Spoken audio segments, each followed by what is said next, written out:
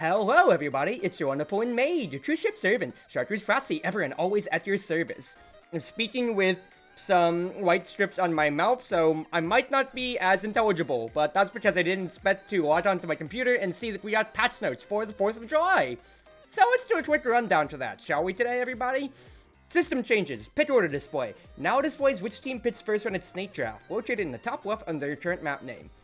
That is very, very nice. So we actually get to know who gets first pit and who gets second, third rotation. This is a quality of life change that I'm just happy about in general, because I've been asking for it for the longest of time. I keep getting annoyed whenever I'm on stream about it, and to be fair, they did say that they're working on it, but about time that we got it here. Pre-match mastery banner effects. Also, I should know that this is blind I'm reading this in.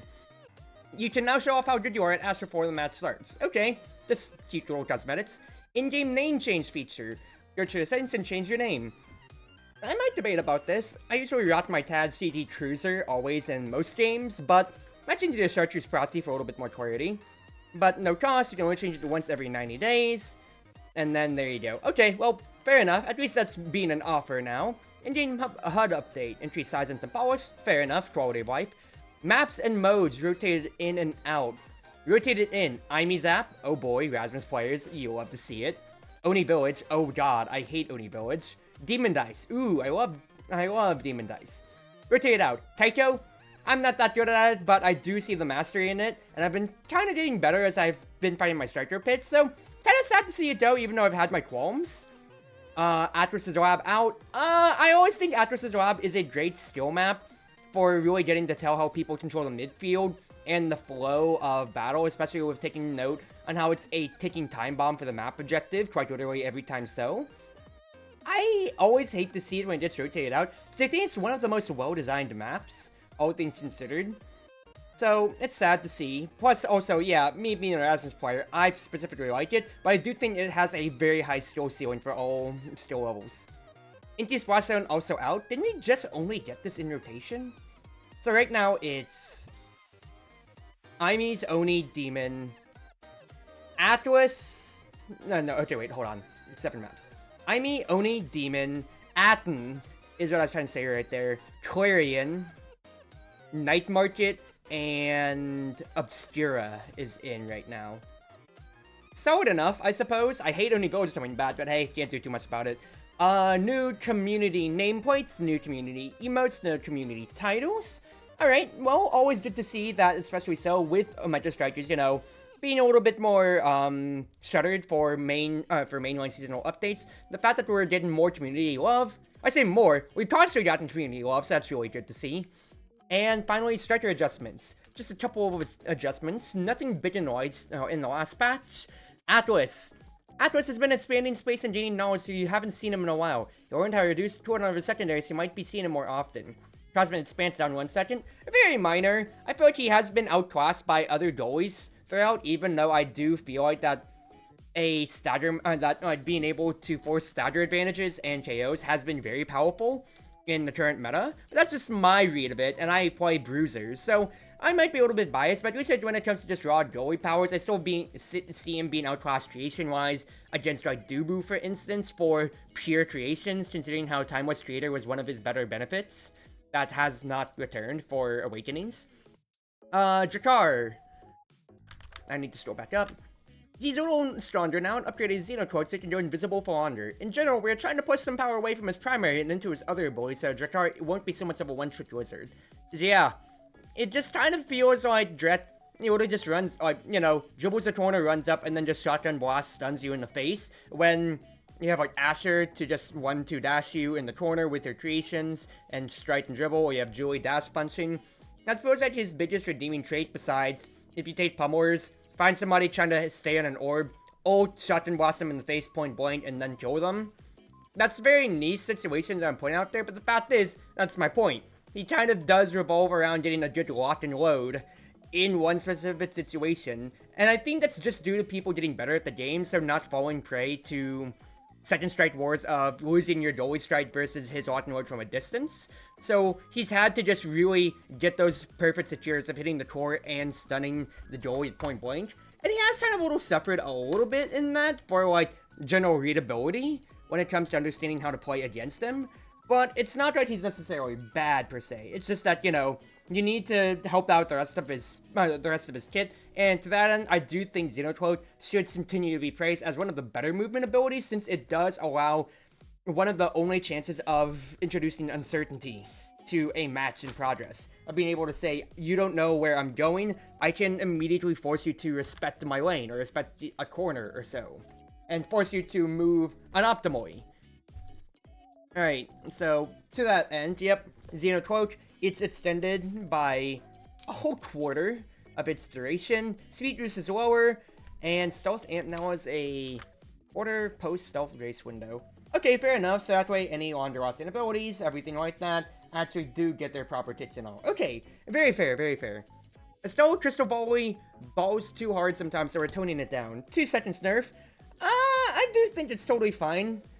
It's not, I think Estelle just really benefited from the map pool, considering how she can cheat in Quarian, she can cheat in Taiko, she can cheat in, she can cheat in so many maps that have lots and lots of hard-reaching areas where you can't influence the map, you can't influence the map if you're a melee striker. So like Atlas's, you have to obey the middle gravity well if it's still alive. Of course, Clarion, Taiko pointing out, unless you have a ability that can dash over. So like, Amy can dash over, Zentara can dash over the middle, but like Etz can't. Juliet, well, yeah, Boris can't go through it. I think Juliet can dash punch through it, but then you're wasting your dash punch just to get across the midfield line, so that's not a good trade for your abilities. So Estelle, I think, really benefited more from the map pool, and I think this is more residual.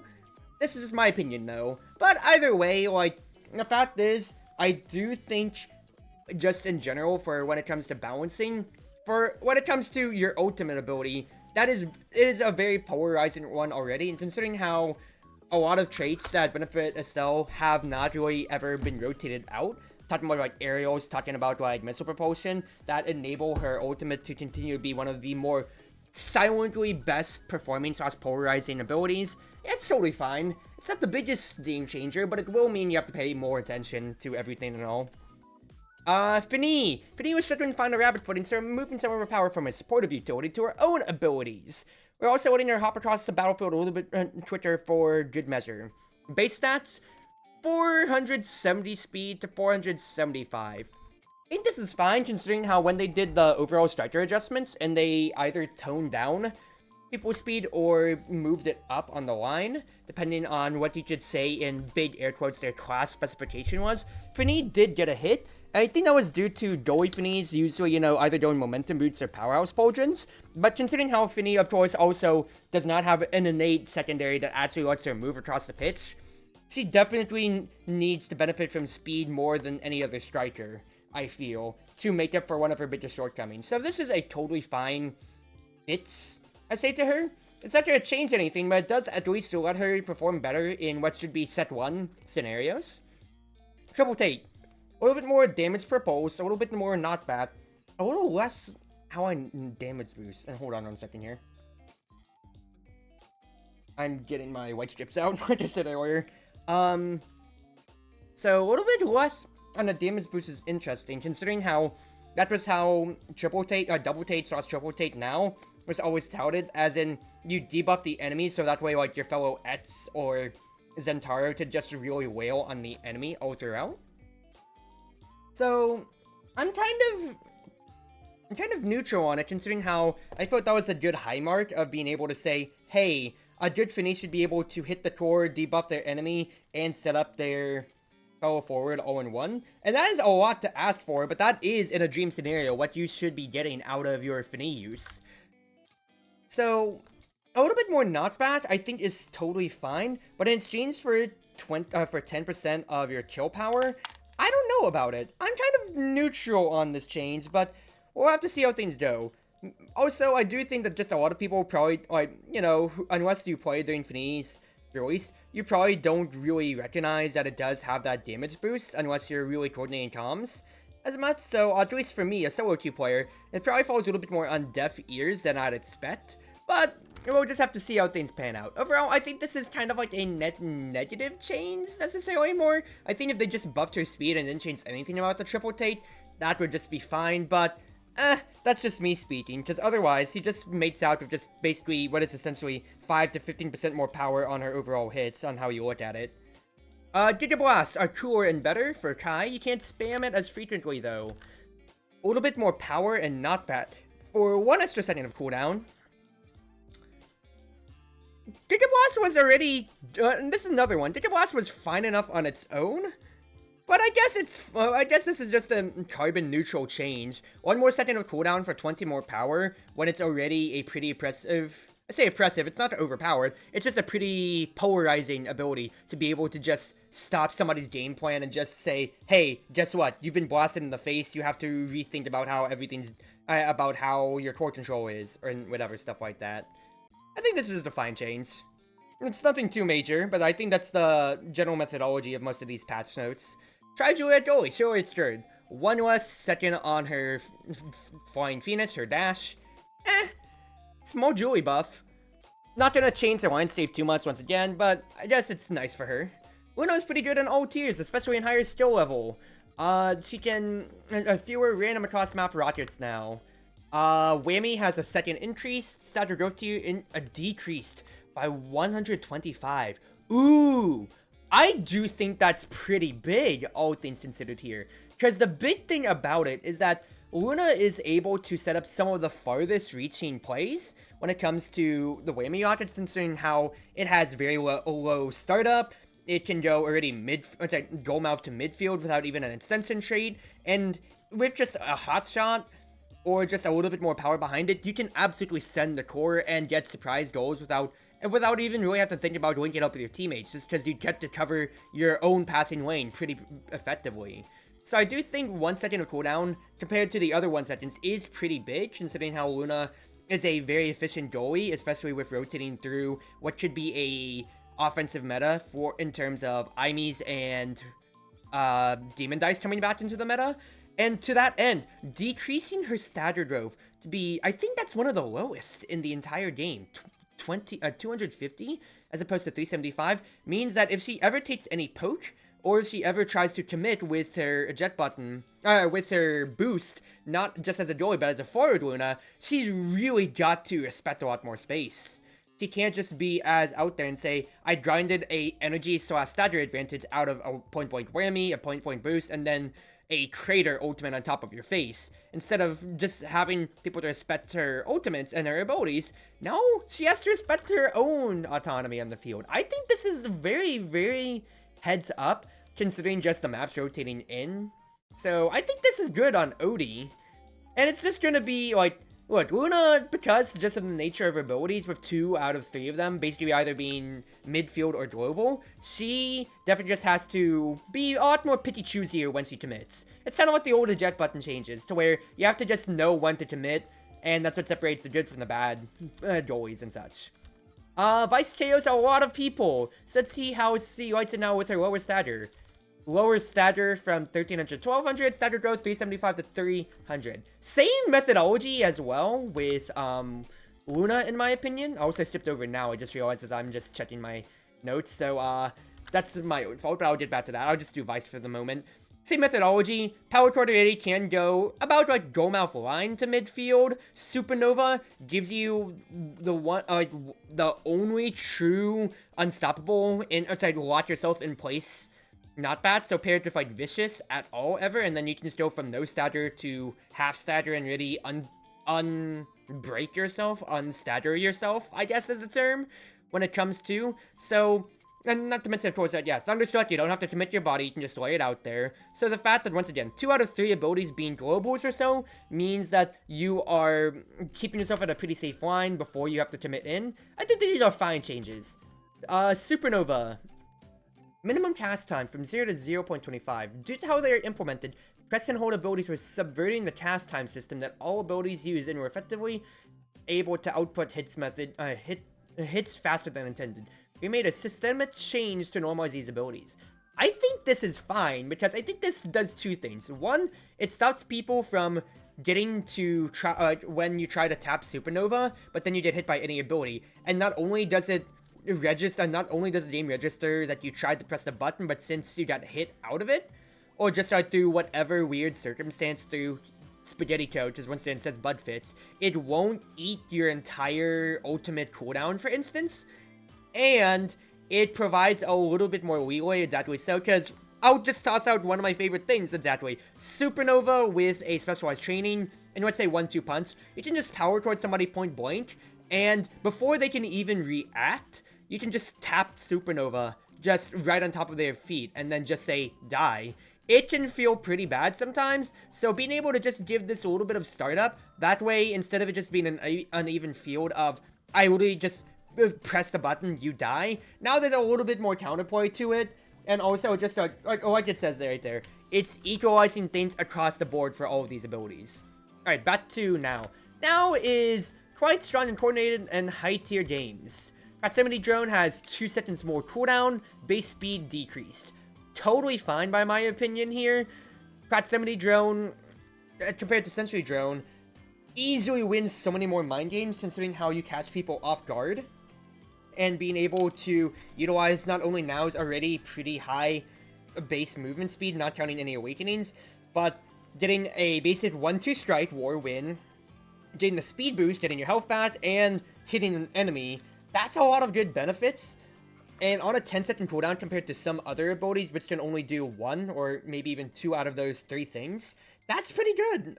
That's a pretty good change, all things considered. I think that's totally fine. So I would say pretty good changes. Zentaro, his special is pretty special, am I right? Okay, sorry, now it's on a 5-second longer cooldown. As a avid Zentaro hater in chat here, I approve of these messages. But also, do I think he really needed the hit? I think just, unless, like now, once again, I don't know if Awakenings have changed at all. So I do think just with the makeup of it, with how he does benefit from, not Super Surge, Instant Impact, Heavy Impact, or whatever, stuff, it's like, yeah, Heavy Impact, so 2 Impact traits, plus just also how he gets a lot more afforded survivability from his ultimate being a true invincibility, or yeah, true evade past a lot of other things. I think this is fine. I don't think it's fair, but I think it's fine for me, avid Zentaro hater here, all things considered, but we'll see how it pans out. I don't think it was really necessary. I think Zen was in a totally fine state. Not, you know, Awakenings will always be dictated overall. I lived through Season 1 over Bruisers, and then I survived through the giant meta of Season 2 to Season 3 when we got all the new size traits. But it never felt like there's an overwhelming pit that couldn't just be banned out or that couldn't try to be neutralized. And I don't think Zen ever reached that state of unplayability. But then again, I don't participate in the tournament scene, I don't participate in community customs as much. I'm just a solo queue ladder player, so Zentaro players are few and far between, but I don't think it was ever, like, I need to ban him as much as I do. Mako, very prevalent and coordinated in high-tier play right now. Mako needs to touch to ensure she isn't dominating. True, both of these strikers have very much so had an uptick from Season 2 to Season 3, just watching the trends, and that's because people's mastery have been getting better, but also recognizing how they can do a lot of everything, especially so. Perfect pitch. 1.5 seconds added to it, minimum cast time added to it as well. I think that's just going to help, kind of like I already outlined in the Supernova changes. Drum and bass, same thing too. Yep, because a lot of things that Mako got to get away with was 1, 2, 3 striking. Strike, drum and bass, perfect pitch. You have 3 outs as a goalie line, not even counting if you want to include the drum and bass kind of like gravity repellent zone or everything like that or so. So it just afforded a lot of free space constantly without having to even commit your other abilities, and that's not even counting where your forwards are. So even though Mako doesn't have a true stop hard force creation, not counting not counting your ultimate, compared to Dubu and Atlas, I mean, she's able to very much so stall and create a good defensive line before it even came up to her. And then you still have the dual 1, 2, 3 ways, unless you had a good stopgap way, which some strikers just don't, and in which case you just start drowning against her, you know? Okay, Awakenings now. Specialized training is out. Ooh, that's spicy. First time specialized training has ever been out in the entire game. Ooh, we will have to see about that. I always find it as a very fun trait. I don't think anybody would disagree with me, but we'll have to see how it goes. Recovery drone's out, good. As much as the one life can be good, and it does very much so shine in some situations, I think just past the size, it just hasn't been as impactful as other traits, comparatively. Among Titans is out. I liked this trait in comparison, though, but I do think just overall on the metagame when it comes to having somebody with Among Titans can be super polarizing, with them immediately having so much, with how this is, you know, it's a team-wide benefit, but let's compare it to team player. Team player requires the goalie to have the core and to have a passing lane to their forward, which definitely does come up or so, but it intrinsically only prots on the goalie outwards. They only get the benefits. Whereas among Titans, everybody gets benefited. You get size, so let's say you take it as, I'll use I think one of my offline games recently. Arun Tates among Titans. I get speed, which I desperately need to keep up with the core when I'm off the ball. I don't care about size, because none of my traits benefit from size, because none of my abilities benefit from size at all. My fellow forward of, like, X gets more size, which is stupid. My goalie of, like, Asher with Powerhouse Potions is now working at 1.5 size, which is stupid. It really changes the landscape of a lot of things. So I do think this is totally fine to take it out, even though I do enjoy the trait. It's definitely one of the most game-changing if a team can get it, and I do, it's really, really good. But getting it out will change, I think, a good dynamic for Awakening Draft, because I personally think it's a very undervalued trait that not a lot of people have really clued into, despite it being around for a while, on how good it can be. But I also do think that just because Bruiser Strikers do have a constant place, and you don't want to be losing size for whatever metric when it comes to. Rotate it in. Glass Cannon, Big Fist, Perfect Form. Ooh! This is spicy. This is really spicy, because there's lines for all three of these awakenings here. Let's take a look at it. Glass Cannon is your ticking time bomb trait. The fact that you always have to keep an eye on whoever has Glass Cannon, considering how, if it's somebody like a goalie, they have it procced at all times, basically. Paired Glass Cannon with Momentum Boots, and somebody's zooming around and can basically play at the midfield line no matter what. And also, like anybody that can play a little bit farther back, say a forward Vice or even like a Luna, gets so much just easy power, easy speed without even having to think about it. And then for some and then even going on to your bruises, so let's talk about Julie for instance. If it doesn't matter if she's getting bullied around in front, as long as the core is not on her feet, people will forget about her. Rightly so, she has no control. And then Glass Cannon procs, and then she just swoops in for an easy carry and then dash fronts or anything. This has definitely been one of, I feel, my favorite traits because of how it always puts a bounty on your head and forces people to have to answer you. And I'm really curious as to see if people pick it back up again. Because this is, once again, this is an entirely game-changing trait considering how people have to pay attention to you no matter what. Big Fish, not as much, considering how, you know, it's just size and stature. Pretty base level on the surface, but with Stature City staying in for the only Exodia stacking traits at the moment, this is a pretty nice buff to get another stature gain. Because you have Bulk Up, you have Peak Performance, you have Reverb, you have Reptile Remedy, and now you have Big Fish to absolutely Exodia assemble 5 stature traits altogether. That's pretty big for the form itself. And Perfect Form, my beloved, been out since Season 1. Perfect Form, if y'all don't remember, anytime you hit the core with any of your abilities, let's say you hit it with your primary, you get reduced cooldown on your secondary and your special, and going on from there. And actually, I should read the next note afterwards, as I'm just kind of looking off. It's bad but weaker than last time. You may not like it, but this form is perfect. Surely we won't change it ever again.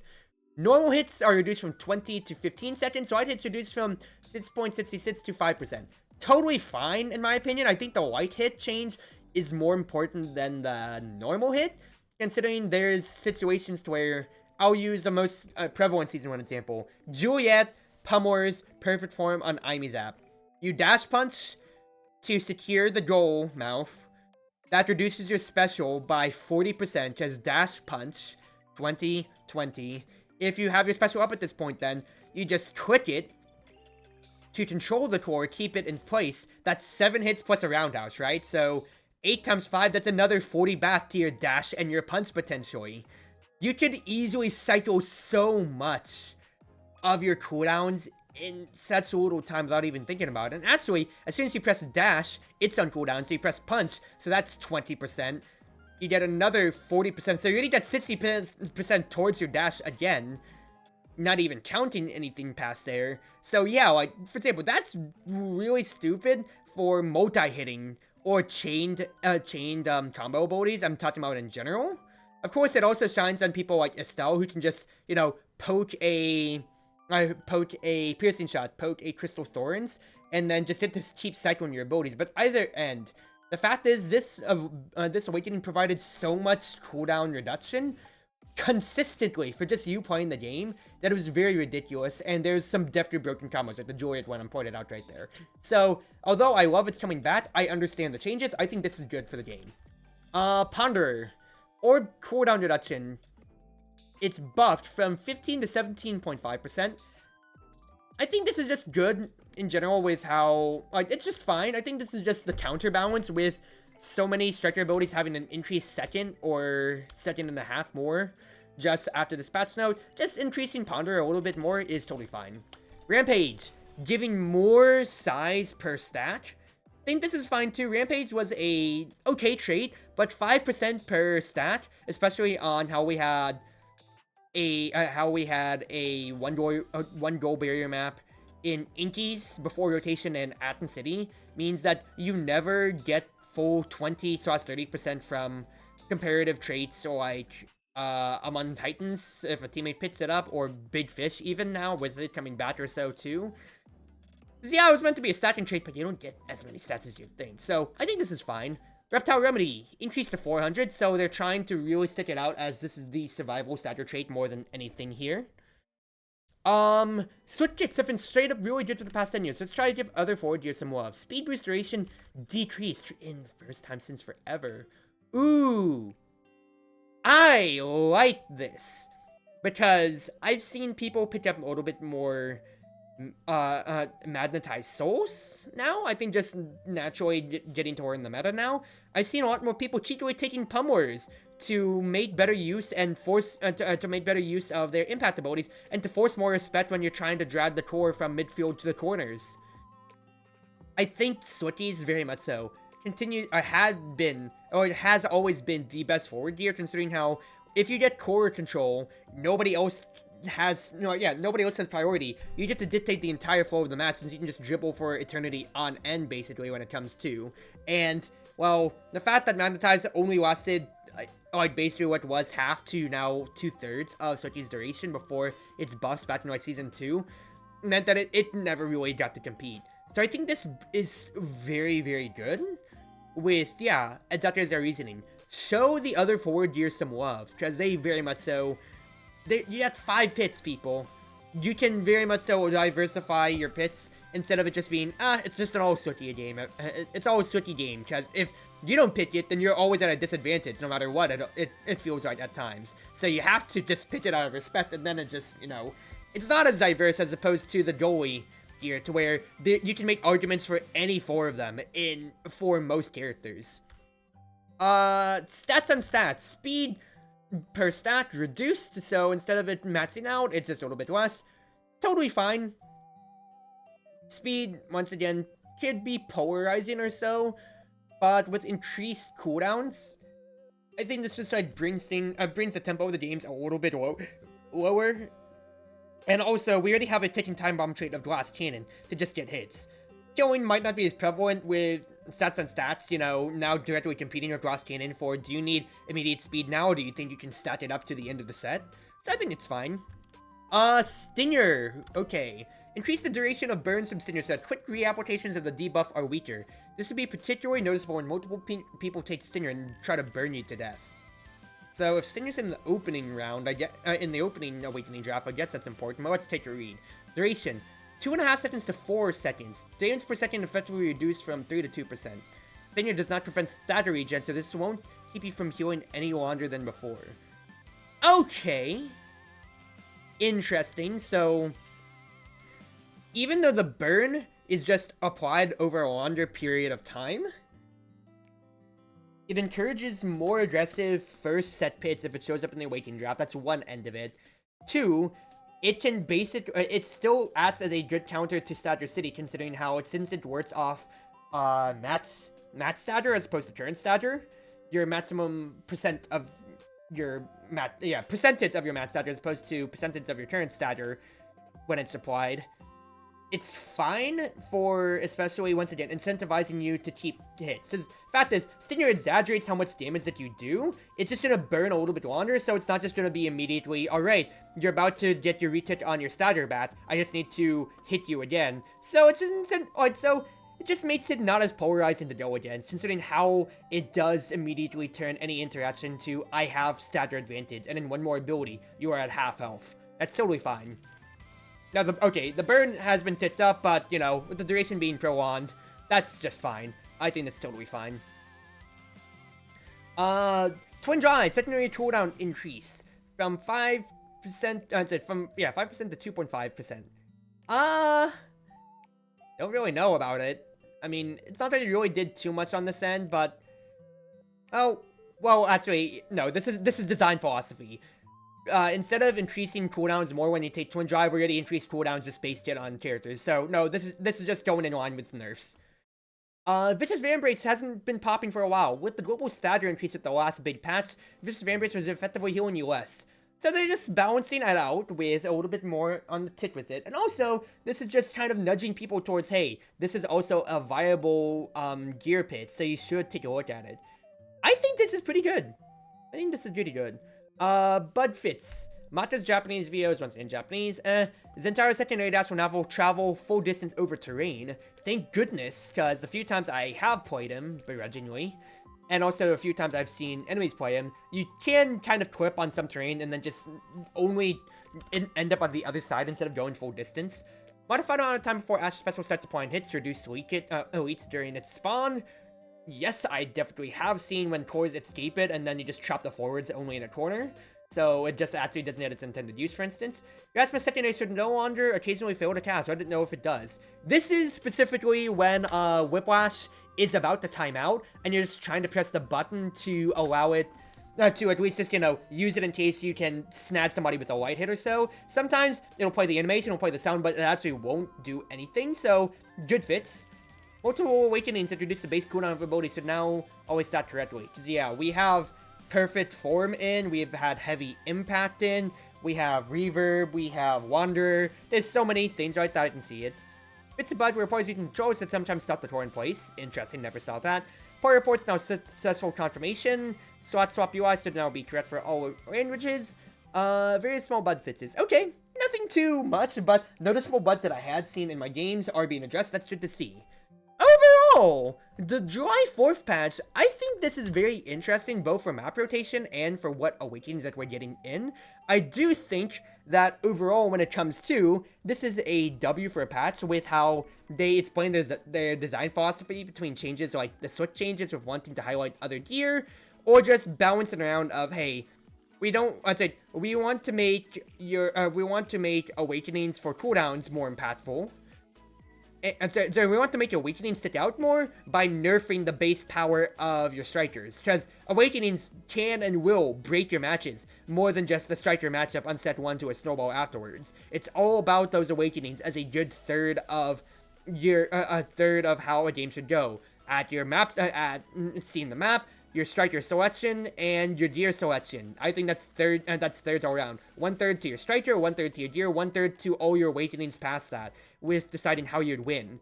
So overall, I do think this is a really interesting patch to go over, but we'll just have to see how things pan out. So as always, once again, everybody, happy 4th of July for 2024 for all you Americans, and wherever you are, wherever you may be, whether you're on Twitch, Twitter, YouTube, or more, it's been your Wonderful Wind Mage, your Cruise Ship servant, Chartreuse Proxy, ever and always at your service. Thank you all for coming by to my blind patch notes reading, and I'll catch you all in Athens City soon enough.